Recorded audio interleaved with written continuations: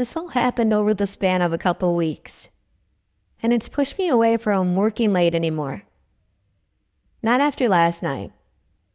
I thought it was over, but last night told me otherwise. I'm a software developer, which means that when a deadline comes up, that deadline is rock solid for me. It's either stay late to meet it or get an earful from my boss.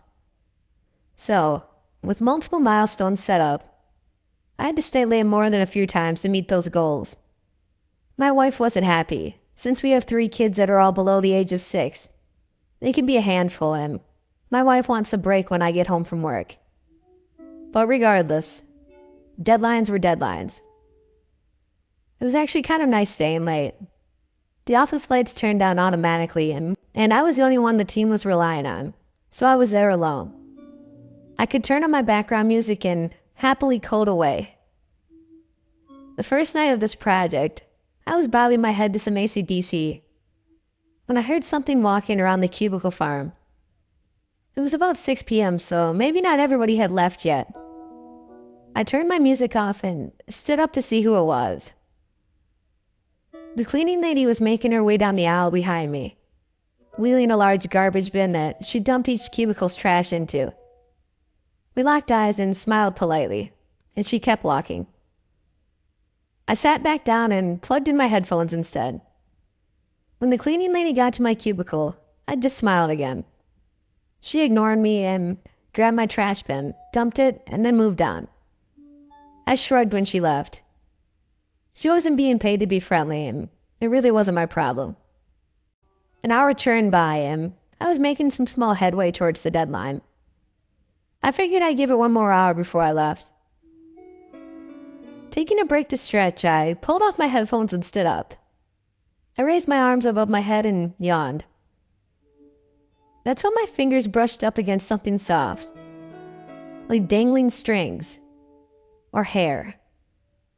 Immediately, I dropped my hands and looked up, but there was nothing there. The ceiling was about 6 feet above my head, and there was nothing hanging down around me either. Startled, I sat down and got back to work. I only put one headphone back in because I was feeling a little bit paranoid now. It took me a little bit to get back into the groove of things, but eventually I started back with my work. Soon after, I started hearing shuffling footsteps in the cubicle farm. It sounded like shoes grinding against the short carpet, never lifting from the floor while someone walked. The movement was rhythmic, just like footsteps. I pulled out my one headphone and stood to look at who was still there. Empty. And the sound had stopped. I swallowed and I decided that was enough for tonight. I saved all my work, pushed my files to the staging server, and began to pack my bag. On my way to the door, I looked out over the cubicles. Nobody was there, and no source of light came from any of the cubicles either. My fear instantly dissipated when I walked downstairs and out the side door. The parking lot was far brighter, and the summer air was warm and inviting. At work the next day, I told my coworkers about what had happened, and I got varied responses, mostly chuckles at my expense. I worked fine through the day and was distracted because of my wife's response when I got home. I won't go into detail, but she definitely was not happy. Because of her response the day before, I had agreed to bring my computer home and work from there instead of staying late. I thought it was over, but it wasn't. I spent hours that night cursing and swearing while I tried to get my files from the server so I could do some work. I had never worked from home before, so configuring the VPN was giving me a hard time. No matter what I did, I could never get full access to the server. I didn't get a single line of code written that night, and I told my wife that if I couldn't get it right the next day, then I'd have to stay late again. She apologized, and we made up for our fight. After hours of trying, I got a hold of our IT department at around 5 p.m., right as they were getting ready to leave. It said, "I'm sorry, but we don't allow any direct uploads or downloads to the server from VPN connections. It's just a safety feature. We can allow this for your account, but only for one day at a time. I thought this was kind of bullshit. I mean, I get it. The idea they're just trying to cover their butts, but this was a little overboard, I thought. I asked, can you enable it from my account so I can work from home tonight? Sorry, I'm just about to leave and I don't have time to set that up. Submit a ticket and I'll do it tomorrow. Grumbling, I did submit the ticket. It was already after 5 at that point, so I decided that instead of interrupting my thought process, I'd stay for a couple hours since my wife was already expecting me to. I could have downloaded the necessary files to my computer and worked on them at home, but I was already on a roll. I don't think I'd be able to focus as well when I got home. I told my wife that I was staying and got to work. At around 6, the cleaning lady came. I smiled, but once again she just moved on with her work. I shrugged it off and decided to put my music back on speakers once she had moved on. Once she left, I blasted my music. A few songs later, there was a huge thump behind me. The sound was distant, down the hall, but it sounded like someone had dropped a chair. There wasn't a clatter of metal or anything, just the resounding thump of something heavy hitting the floor. Confused, I turned down my music and stood up to look. I couldn't see down the hall from my vantage point. The hallway was black as pitch beyond my windowed work area.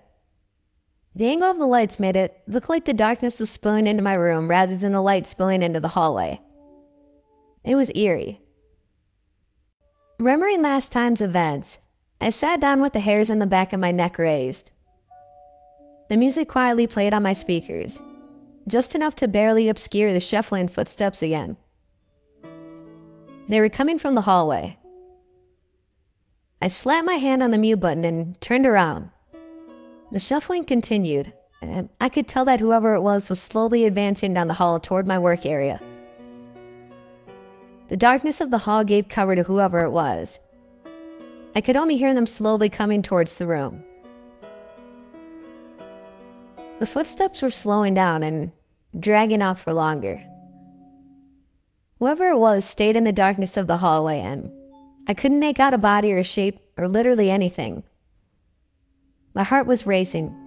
My hands grew cold and I could feel myself holding my breath, but unable to release it. One final step. And then there was silence. My jaw clenched involuntarily, and I wished that the footsteps had continued. The silence was more unbearable than the shuffling. Tinnitus, triggered by the absence of noise, rang in my ears, and it put me even more on edge. If it was moving, I couldn't hear it because of the ringing. I stood there, staring at the darkness hovering in the hallway. I wondered if it could see me. I wondered if it was staring right back at me. What was it thinking about? What was running through its mind? I was certain that it wasn't it. Not a he or a she. An it. My confidence was waning. My brain started to play tricks on me, and I swore that I saw movement in the dark. The noise grew in the pitch, and it was driving me insane, lowering my resolve. I decided to turn up the volume on the music to give myself at least a little bit of confidence. I took one step backwards, then two. With a feeling hand, I groped for the volume control. I found that I wasn't close enough to my keyboard and jerked my head for only a second. I hit the unmute button, and just as I did, I saw something bolt out of the corner of my eye. My gaze spun back to the hallway just in time to glance something dart down the second hallway, going to its left and away from me. The office was laid out like a ladder, with work areas sectioned off on each side of the poles, and small hallways occasionally connecting the two sides. The thing had ran out into the dark hallway and down one of the other paths that led to another part of the office. But what got me riled up was the part that I'd seen darting down the dim hallway. A long length of hair, trailing behind a head.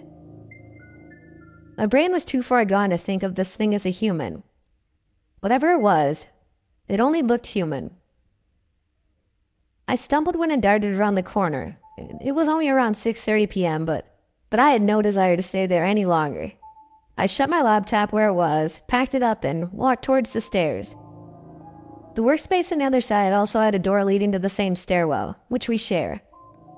Just as I reached the top stair, which was on my side of the stairwell, I looked up and felt a lurch in my throat.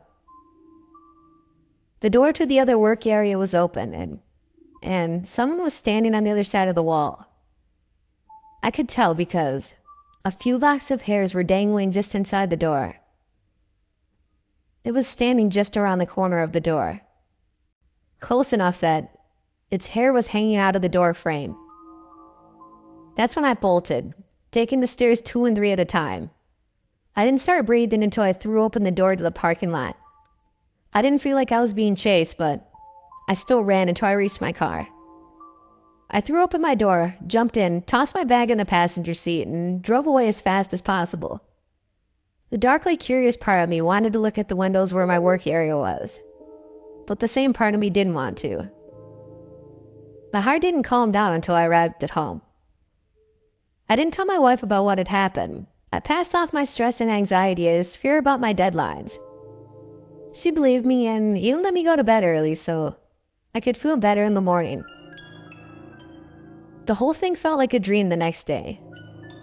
The sunlight invited calmness. I sucked in a deep breath and made my way to work.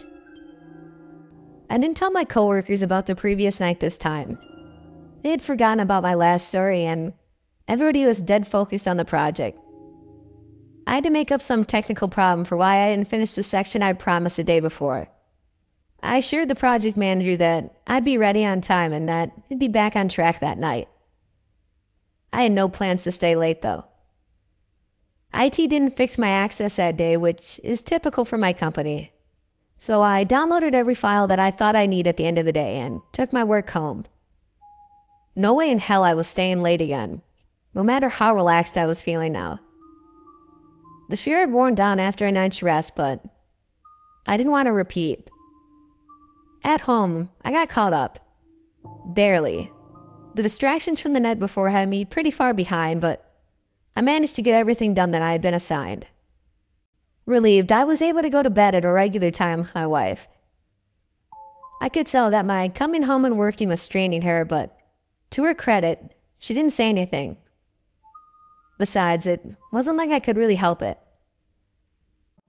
The product version launched, and I was able to work from home every time I was needed. IT eventually did fix my access, but I found it easier just to download what I needed rather than request access every single day. In the mornings, I'd come in and upload my changes without any issues. The nightmare had almost been forgotten. Then came corporate, the monster that ruins everything. "We want your team to love each other," they said. And for the next product version launch, once a week, the team would have to stay 2 hours late for unpaid overtime. The business would order pizzas on their tab, and we were all supposed to work together on our parts and get ahead of it as much as possible. Apparently, I wasn't the only member who had fallen behind, and instead of giving us more time for future deadlines, they required overtime. It was absolute bullshit, and everybody was pissed. Nobody wanted to stay late, but corporate gets what corporate wants. The first week, everybody stayed without enthusiasm, and barely any more work got done. But still, the corporate managers toted about increased teamwork and better morale, so the overtime was scheduled to continue. Everybody was pissed, and so everybody tried to find a way around it. Most people did find a way. If they were a designer, they worked ahead and got things done to a point that they had no work to do when overtime came. Same with content writers, graphic artists, and any other team that could work ahead. The coders were the ones that were left to do all the extra work. We couldn't do our jobs until everybody else did theirs, and the other teams had done so much of their job that we actually had too much work to do. More than we could even complete. So, with that, we were the ones that were forced to stay late. I'm giving you this detail so you'll see how I ended up staying late again, even after all that happened to me. When the time came to go home, I was required to stay a little bit longer. I was in charge of the code reviews this week, and it had to be done that night, according to my manager. No leniency for me. While everybody went home, I was left to finish all the code reviews of 3 people who had been working their asses off all day so they could leave on time. I was pissed and I just wanted to get through it as fast as possible. I had practically forgotten about the past terrors because I was so angry. I pushed my headphones in tighter and dug into their code. I thought my headphones were faulty. Every little while, no matter what song I played, there'd be this little dinging sound. I took them out and stared at them, shook them, scraped earwax out of them, but nothing worked. I was already in a bad mood, so I yanked them out of the headphone jack and tossed them into the next cubicle. The song I was playing jumped to using the speakers and kept working like that. A minute or so later, I heard the ding again. I closed my eyes in annoyance. There must be some alert or some program that was trying to give me a notification. I hit pause on YouTube and worked in silence, waiting for the notification to sound. Just as I was taking a sip of my drink, I heard the ding again. It was faint, but still loud enough to penetrate my headphones. I say that it had to get past my headphones because it wasn't coming from my computer. It was coming from down the hall. The ding was the sound of the elevator arriving at my floor. There was one other workspace between my area and the elevators. That distance muffled the sound before he got to me. But the pitch was high enough that I could hear it through my music. I wish that I just made my music louder. Now all the memories from weeks ago came flooding back. I couldn't help but turn my head to look at the dark hallway that led to the elevators. Whatever had come here last time had arrived again. I strained to hear shuffling footsteps, but there was nothing. I made my own sounds on purpose so I could keep the awful ringing away. The elevator had arrived again. I sucked in a deep breath. I still had a lot of work to do, and I'd be in deep shit if I came in the next day without completing the work. I had 2 options: stay and finish, or download and take it home. And I opted for the second option. Sitting down, I began downloading the files. There were well over 50 individual files, each of which contained small snippets of code that needed to be reviewed. Our stupid software only allowed you to select and download 1 file at a time, so I had to sit there and manually click each file. I began to laugh to myself, a response triggered by the intense fear. Here I am, I thought, being haunted by some being, and I'm still worried about a lecture from my boss. I actually laughed out loud at that. When my giggling ended, I heard that now familiar shuffling. My throat lurched and all humor left the situation. The elevator dings had ceased and now it was just the shuffling of my frantic mouse clicks. Come on, I mumbled while my hands shook. I clicked on the second to last file just as a noise made me jump and bash the keyboard. The stairwell to my left had made a sound of this heavy security door opening and closing. Someone was coming in from the parking lot. Heaving a sigh of relief, I clicked the last file and hit download. The shuffling had stopped, probably scared off by whoever was coming up. I stuffed my laptop into my bag, heaved it over my shoulder, and briskly walked to the stairwell. I rounded that corner just in time to gasp, slip back, and land on the top floor with a crash, legs dangling down the first 2 steps. Something was standing on the stairs, 2 or 3 feet down from me. Just looking at it gave me double vision. It was like it stood in 4 places at the same time, and all 4 of them were twitching. I couldn't even see a general shape. The shadow or figure was just shapeless. Scrambling, I grabbed the door handle of the stairwell. My hands were sweating as I pulled myself up. I didn't see the thing again. I only got a quick glimpse of it that moment before the fear took over. All pretenses at normality were gone now. I ran full speed with my bag over my shoulder. If the thing was behind me, then I was fine passing through the black stretch of hallway to the next work area. I felt like the darkness swallowed me whole, and it spat me out on the other side. It felt tangible. I looked back to make sure I wasn't being pursued. That was a mistake. Just as I shot a glance back, I saw that thing duck back into the ceiling. There was a hole where one of the ceiling tiles should have been in. It had been leaning out of the ceiling to watch my progress. I didn't even process this until after. All I knew was that it was still after me. I passed through the huge fire door that separated this work area from the main staircase and elevators. I'd take the big staircase down and exit through the main entrance, I thought. Just as I rounded that corner, I stopped and skidded to a complete stop. The stairs were on the right, but on the left. The elevator dinged and the doors started to close. But they couldn't close. A hand was stretched out from inside the elevator, just sticking out. I couldn't see who or what was inside the elevator. But when the doors tried to close, the sensors detected the arm and opened back up with an almost annoyed ding. Whatever this was, it was physical.